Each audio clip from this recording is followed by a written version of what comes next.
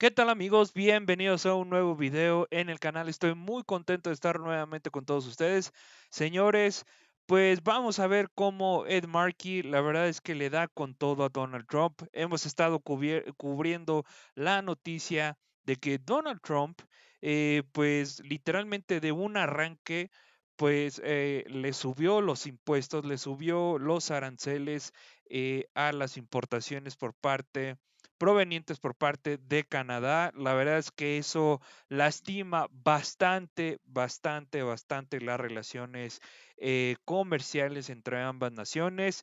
Hemos visto cómo Donald Trump está haciendo una pausa total y por no decir, está buscando pretextos para poder deshacerse de Canadá. La verdad es que esto está muy mal, pero bueno, vamos a ver cómo Ed Markey pone en su lugar a Donald Trump con estas declaraciones. Así que bueno, quédense porque va a estar muy bueno, así que adelante con las imágenes. And I want to thank Senator Kaine for your leadership on this issue, highlighting it, leading on it, bringing it to the attention of the American public. Same thing is true for Senator Wyden and Senator Klobuchar. Thank you so much for your leadership. And I rise to join them in highlighting the devastating impact President Trump's economic policies are having on small businesses across our country. Small business owners are struggling in President Trump's economy. Let me just say this. 97% of all the companies in America who engage in trade are small businesses. And those small businesses represent 1/3 of all trade that our country engages in. They're not big companies. They can't buy a year or 2 years inventory in advance. They live week to week. They live month to month. And that's pretty much where they've been since April. They've been trying to survive. They've been trying just to make it through this hectic, unpredictable roller coaster of tariffs, which the president has been imposing. And these small businesses, they are unbelievably struggling in this economy right now. Thanks to President Trump, just this year, electricity costs are up 11%. Food prices are up. The cost of coffee is up 19% this year. Bananas are up 7%. Beef is up 13%. The cost of health care for millions of small business owners will increase by an average of 114%. This is going to be a massive hit on small businesses and small business workers if the Affordable Care Act tax premiums expire. It's going to be 10 million small businesses and small business employees in our country who are going to see a spike that's going to be dramatic for their health care. 42,000 jobs we've lost in manufacturing this year. 42,000, down, not up, not his promise. And that's supposed to be at the center of his tariff policy.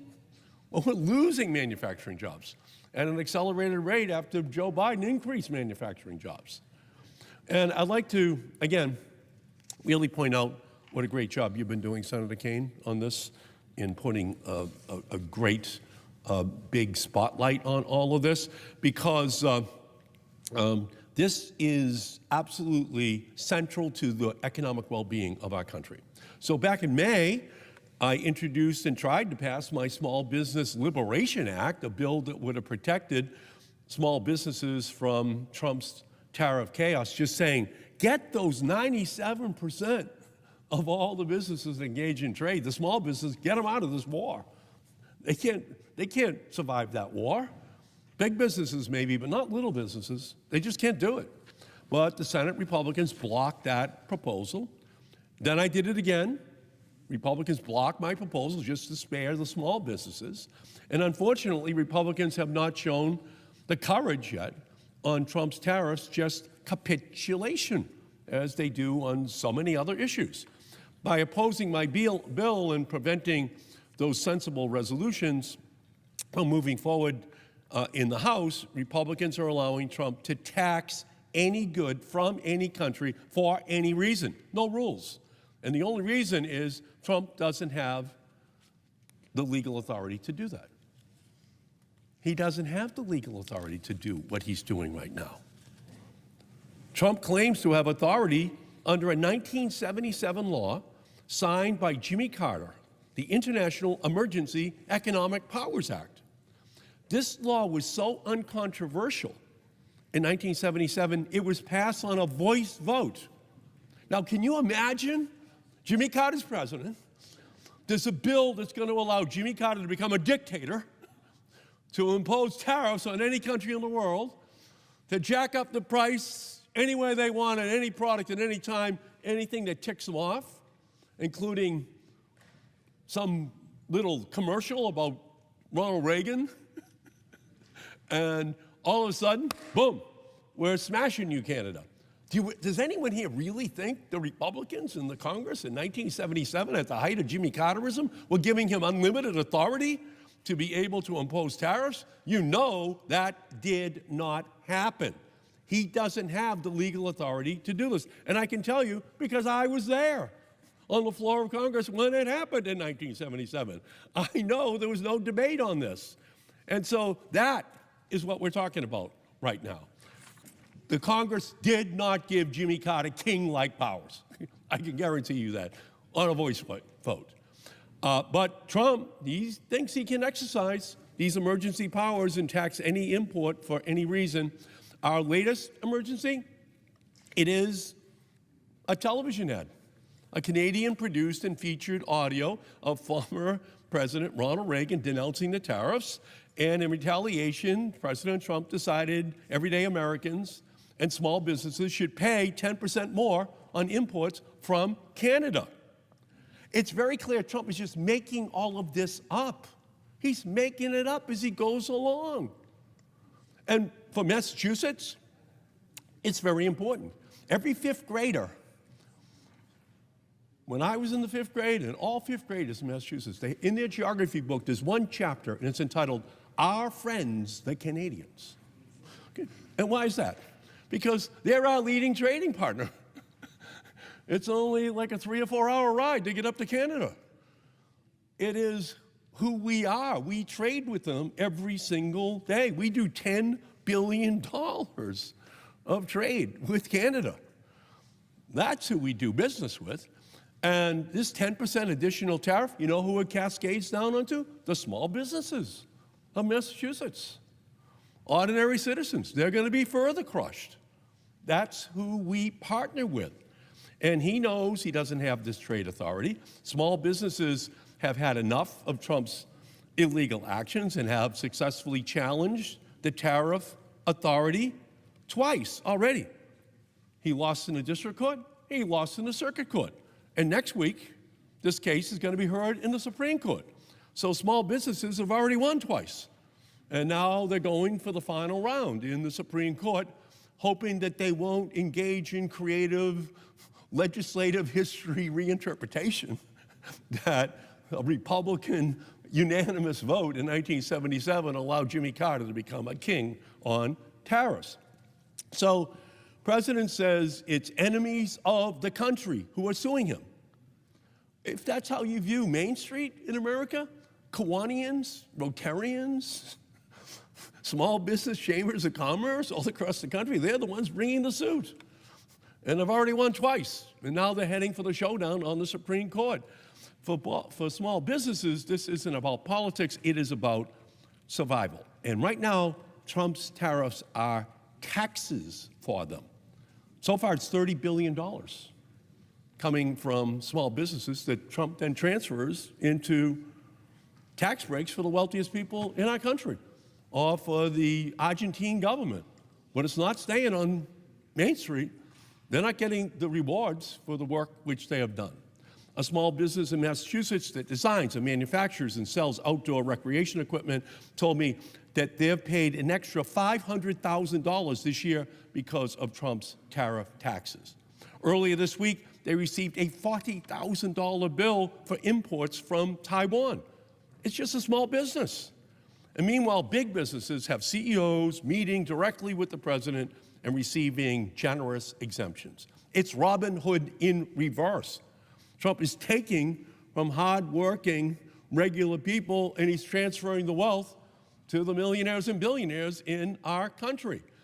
It's absolutely economic craziness that the president is engaging. He's punishing Main Street. He's turning Main Street into Pain Street in every single state in our country. And that extra increase in the tariffs from Canada puts a special burden on Massachusetts and our small businesses, our workers. So it's very clear this tax is not being paid by other countries. American small businesses pay the tax. Main Street is paying this tax. And President Trump is taxing food and clothing and toys and even tea. And as a small business owner reminded me, the last time there was a tax on tea, there was a revolution in our country that began in Boston. Small businesses have no lobbyists, no Mar-a-Lago, no golden gifts for President Trump, no margin for error. There'll be no invitations to them to the new ballroom, but I'm not going to back down. I'm going to continue to stand up for small businesses across the country, across Massachusetts, from red states to blue states, who are bearing the burden of these tariffs. And I hope that our Republican colleagues will join us today by voting to pass this resolution. And again, I thank you, Senator Kaine, for your leadership, and the same to you, Senator Wyden, and to Senator Klobuchar. This is a very important moment in the economic history of our country. And with that, Mr. President, I yield back. Bien, señores, la verdad, importantísima intervención por parte de Ed Markey. La verdad es que esto a mí, yo estoy de acuerdo totalmente con el senador demócrata del estado de Massachusetts.